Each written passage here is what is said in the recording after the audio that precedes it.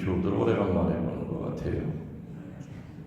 주일날 다른 성당 가서 강의하고 미사 드리고 왔더니 한 1년 만에 보는 이 느낌은 뭘까요? 어저께 우리 교우분들이 저 밖에 있는 등나무를 떠받치고 있던 그 철제 구조물들을 땀을 뻘뻘 흘려가면서 제거했습니다. 등나무가 그동안 긴 세월 동안 우리들에게 그늘을 줬기 때문에 고마운 나무였죠. 그렇지만 그 넓은 그림으로 볼 때는 이제 할 만큼 일을 다 했다. 그래서 어저께 저 혼자 등나무를 위해서 연도도 바치고 그랬더니 또 밤중에 꿈에 또 등나무가 나타나가지고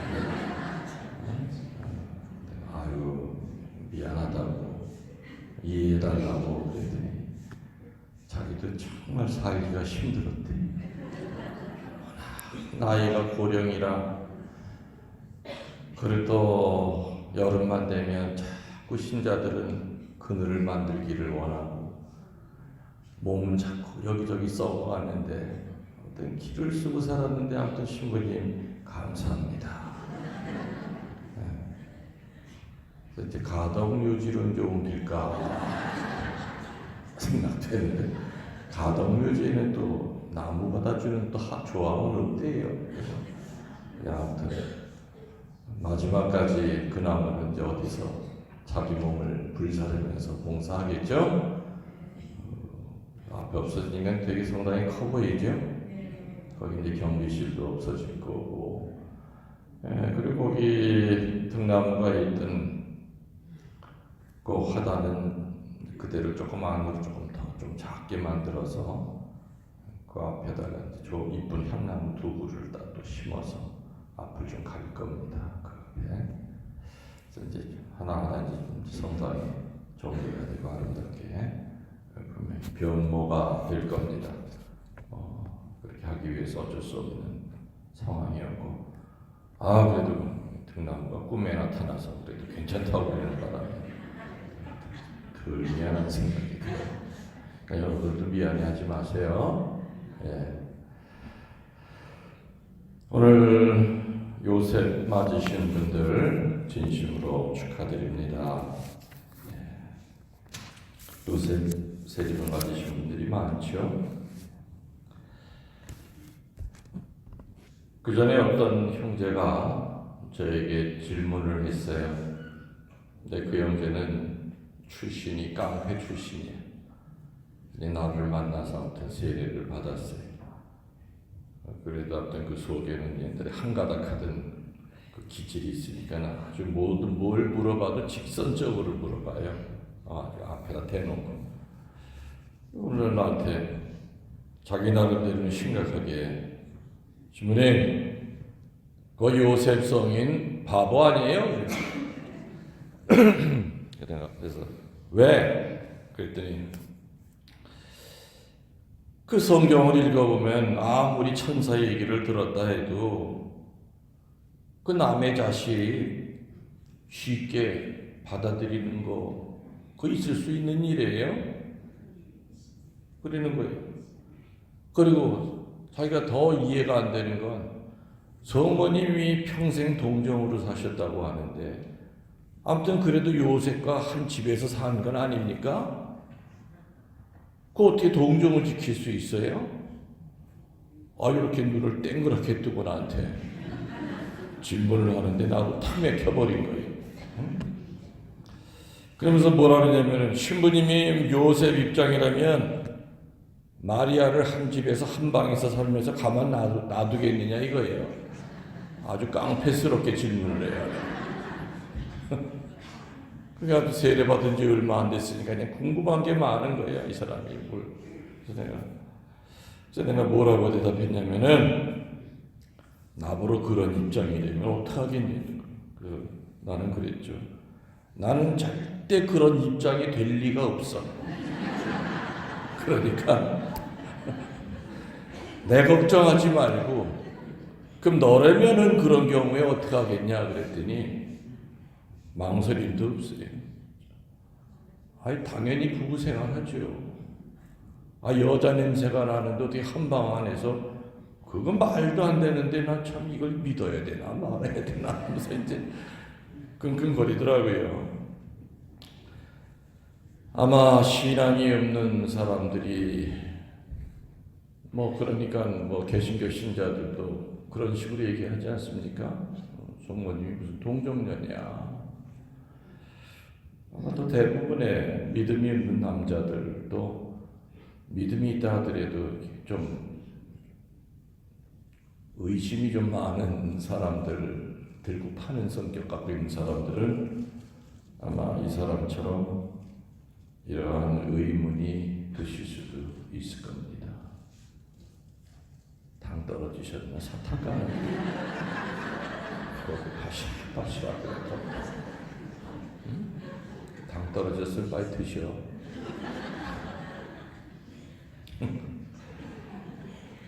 강론할 때 그 사탕 뺏기는 소리가 왜 그렇게 크게 들리는지.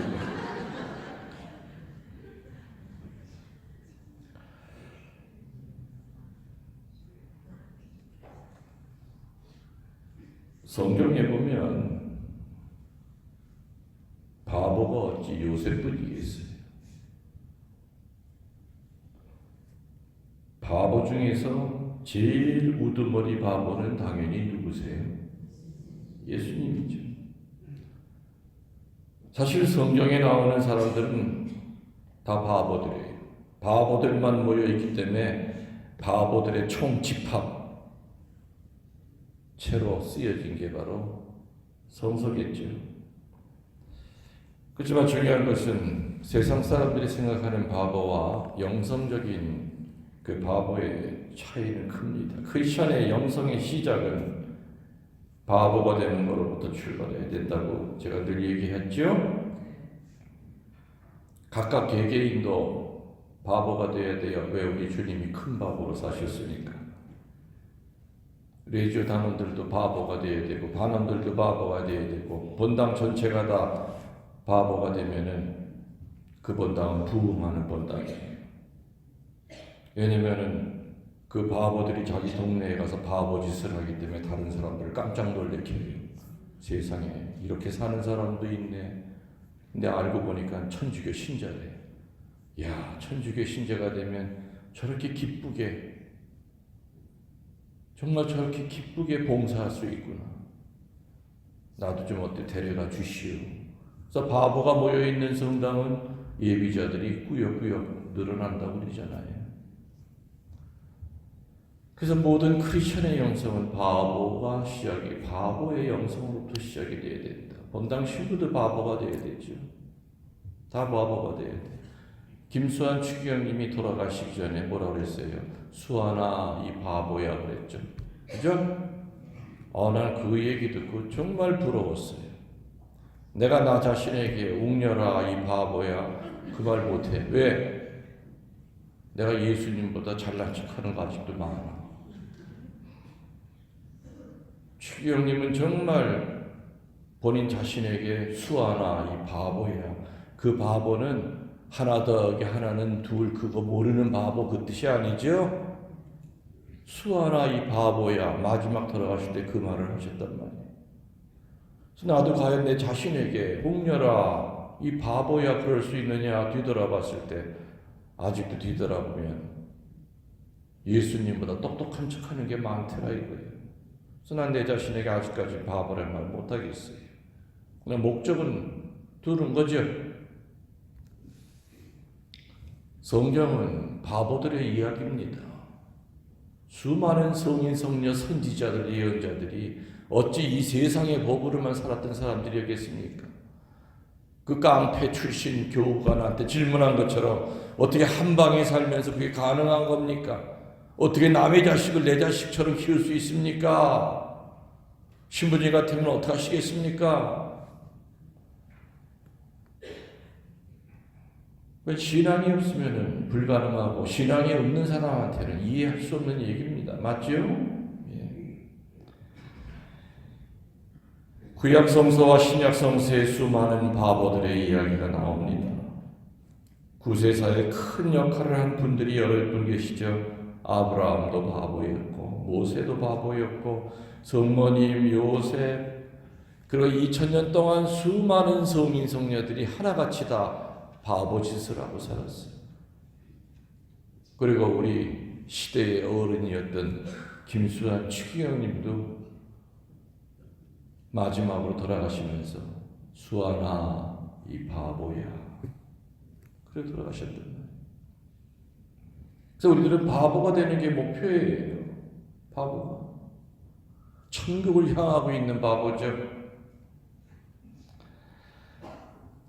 요셉의 이야기는 성경에 많이 나오질 않아요. 딱 3번 나와요. 오늘 복음에 여러분들이 들으신 게 첫 번째고, 또 호적하러 유다 지방에 가셨을 때 요셉 얘기가 나오고, 또 예수님의 태어나신 후에 헤로데 손을 피해서 에집트로 가셨을 때 또 요셉이라고 하는 말이 딱 나옵니다. 요셉 성인은 지혜로운 바보였고 하느님이 안에서 똑똑한 바보였습니다. 이 지혜로운 바보, 의로운 바보가 되기 위해서는 요셉의 성인의 삶을 묵상하면 분명히 요셉은 첫 번째 이런 바보가 되기 위해서 요셉은 첫 번째 기도하는 사람이었을 것이다. 뭐 하는 사람이요? 그렇죠. 인간의 욕정과 영성 생활, 다른 말로 기도 생활은 반비례합니다. 그래서 사제들은 기도하기 때문에 독신으로 사는 거예요.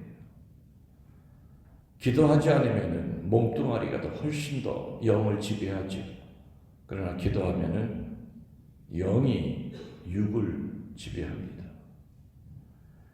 그래서 인간의 욕정과 영성 생활은 늘 반비례해요. 영성 생활이 커지면 인간의 욕망은 줄어들고 영성 생활이 제대로 못하면 억눌렀던 인간의 몸뚱아리가 점점 더 커져요.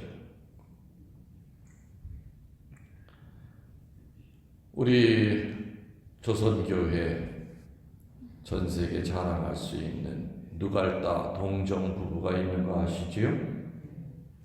원래 그 두 부부는 시집장가 가기 전에는 한평생을 독신으로 살려고 마음을 먹었던 사람들이었어요.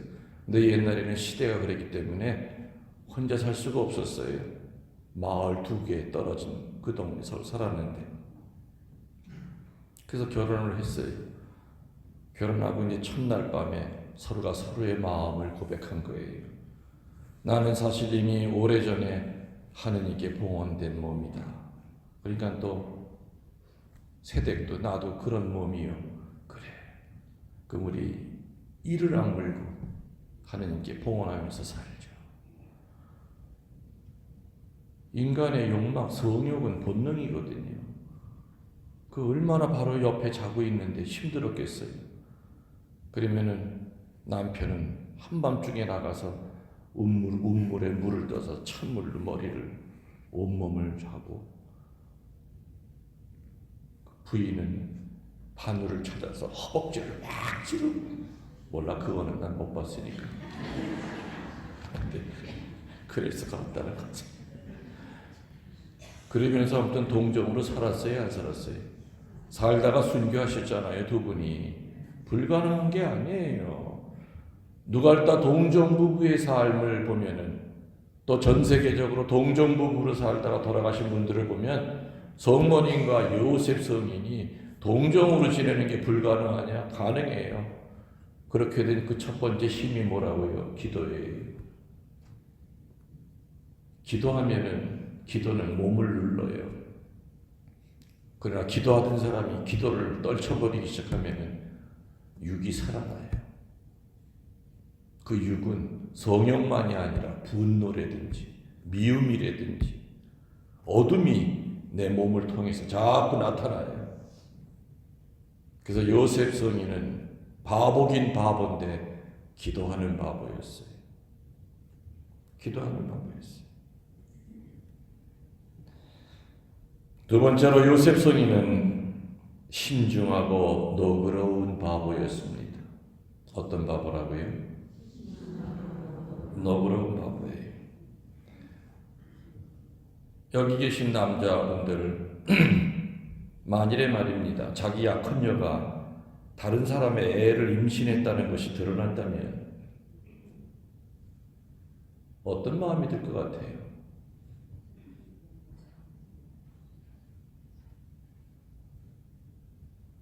남자가 애를 뵐 수는 없으니까 자매들한테 묻긴 좀 그러고. 첫 번째는 어느 남자나 분노예요. 배신감, 복수심, 그죠? 야, 세상에 이럴 수가 있어. 내 새끼가 아니라 남의 새끼를 뺐다고. 복수와 증오심으로 가득 찰 수 있는 조건임에도 불구하고 오늘 성세범 요셉은 의로운 사람이었기 때문에 조용히 해결하려고, 조용히 해결하는 거예요. 조용히 파원하려고 마음을 먹고 있었다. 너그러운 사람이에요. 몽둥이 들고 쫓아가서 어떤 놈이야? 이 씨 주인이 누구야? 성령이요. 그거 믿어지겠어요? 이게 어디서 헛소리를 무슨 성령이 임신을 시켜? 근데 의롭고 너그러운 사람이다 보니까 분노와 증오와 감정을 앞세우지 않고 그 사람을 위해서도 그렇고 나를 위해서도 그렇고 조용히 파원하기를 합니다. 그래서 신중하고 대단히 너그러운 사람입니다.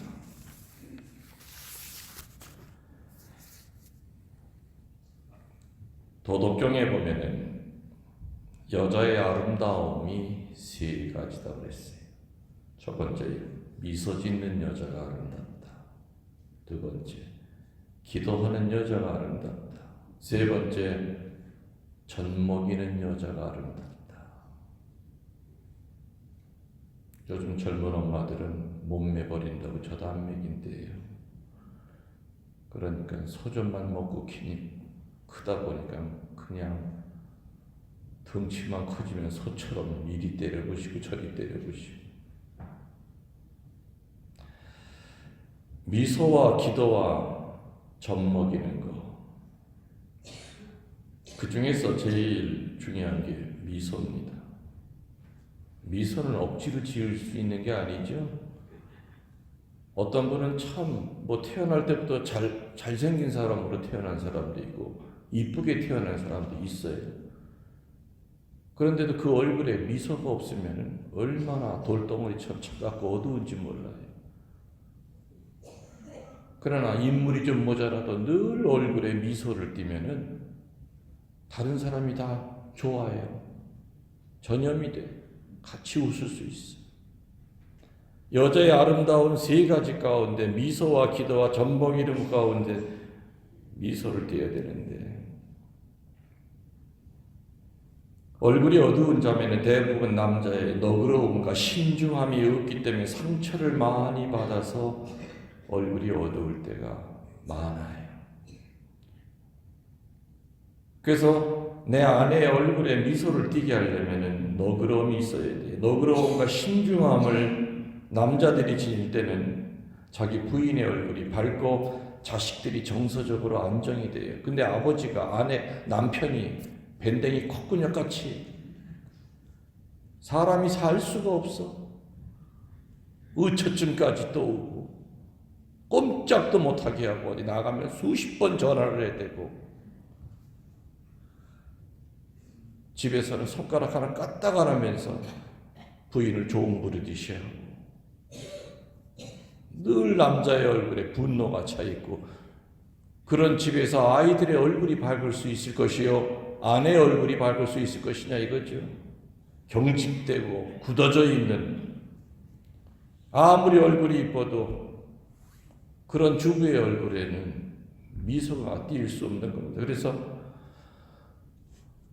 아내의 얼굴에 미소를 띠게 하는 것은 남자의 너그러움입니다.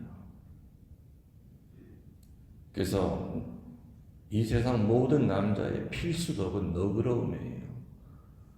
여자의 너그러움보다 훨씬 더 무게가 있고 깊이가 있는 너그러움을 가져야 돼요. 그럴 때 그 집안은 꽃이 피어요. 그러니까 남자가 쫌생이가처럼 살아간다면 아내의 얼굴도 어둡고 아이들은 인성적으로 바르게 자리를 잡지 못해요. 요셉 성인은 분노에 가득 찬 사람이 아니라 복수에 가득 찬 사람이 아니라 너그러운 성격의 소유자였어요. 그리고 의로움의 소유자였어요. 세 번째로 요셉은 겸손한 사람이었습니다. 겸손한 바보였습니다. 천사의 말을 하느님의 말씀으로 믿고 따르는 겸손이었죠. 여기에 비하면 우리는 하느님의 말씀을 성 요셉이 꿈에서 어렴풋이 본 것과는 비교도 안 될 만큼 생시에 생생하게 듣고 있습니다. 맞습니까?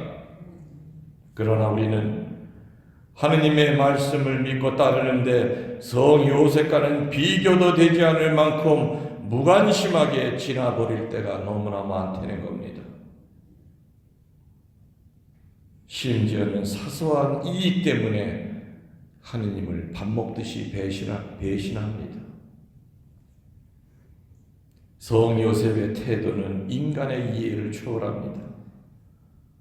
자기 자신의 계산 방법으로는 받아들일 수 없는 것을 요셉은 믿음으로 받아들입니다. 꿈에서 나타난 천사의 그 말 한마디를 하느님의 목소리를 듣습니다. 우리의 일상생활 모두가 주님의 영적 사업이라는 것을 깨닫고 비록 살면서 손해보는 일이 있더라도 감수 인내하고 일상생활 안에서 주님의 뜻을 발견하도록 노력해야 됩니다. 요셉 성인이 성모님과 예수님을 목숨 바쳐 지키셨듯이 우리도 내 안에 계신 주님을 지켜야 됩니다. 이렇게 예수님을 목숨 바쳐 지킨 요셉 성인에게 주어진 큰 축복이 뭐였을까요? 예수님이 임종을 지켰다는 겁니다. 이 세상에 예수님이 임종을 지킨 사람은 아버지, 양아버지 요셉 한 분이에요. 물론 그 후에 우리는 영적으로 우리 죽음이 가까울 때 주님께서 나를 지켜주신다 하는 믿음은 있지만 예수님 33년의 그 삶 가운데서 요셉 성인의 그 마지막 숨을 거둘 때까지 옆에서 아버지를 지킨 것은 예수님이었죠. 예수님도 아시고 계셨을 겁니다. 내 양아버지 요셉이 내 엄마와 태중에 든 나를 받아들이기까지 얼마나 처음에 갈등이 심했을까. 그러면서도 내색 한번 하지 않고 누구보다도 할 말이 많은 남자였지만 침묵하면서 술 한잔 먹고도 농담으로라도 요셉 성인은 그런 말 하지 않으셨을 거예요. 속에 있는 말, 술심을 빌려가지고 속에 쌓인 응어리, 술심을 빌려서 내 짓거리는 그런 성격의 소유자가 아니었던 겁니다. 예수님도 정말 고마워하셨을 거예요. 그래서 요셉 성인이 세상을 떠날 때까지 얼마나 그 옆을 떠나지 않고 성모님과 같이 지극정성으로 간호를 했겠는가. 그래서 우리들이 목숨 바쳐 예수님을 지킨다면 요셉 성인처럼 죽을 때 예수님이 내 옆에 계시는 은혜를 받는다는 거 명심하도록 합시다. 아멘. 우리를 하시어 우리들의